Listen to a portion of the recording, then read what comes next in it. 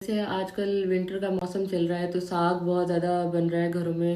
تو پیشنٹس اکثر ہم سے آ کر پوچھ رہے ہیں کہ ڈاکٹر صاحب مجھے تو بتا دیں کہ پالک اور ساگ میں نے کھانا ہے یا نہیں کھانا. تو بات یہ ہے کہ پالک ساگ ہم کیوں منع کرتے ہیں؟ کیونکہ پالک کے اندر پوٹیشیم بہت زیادہ ہوتا ہے، ساگ میں اس سے کم ہوتا ہے.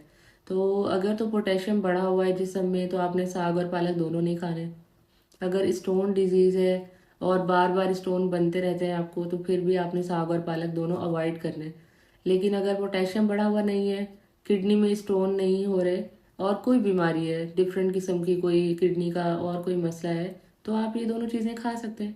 ان دونوں کا تعلق پوٹیشیم سے ہے. یہ گردوں کو خراب نہیں کرتے، گردوں کی بیماری کو بڑھاتے نہیں ہیں، لیکن دو تین کنڈیشنز ایسی ہیں جس میں اس کو اوائڈ کرنا چاہیے. کھا سکتے ہیں لیکن پالک سے ساگ بہتر ہے. ساگ میں پوٹیشیم نسبتاً کم ہے اور پالک تو بہت زیادہ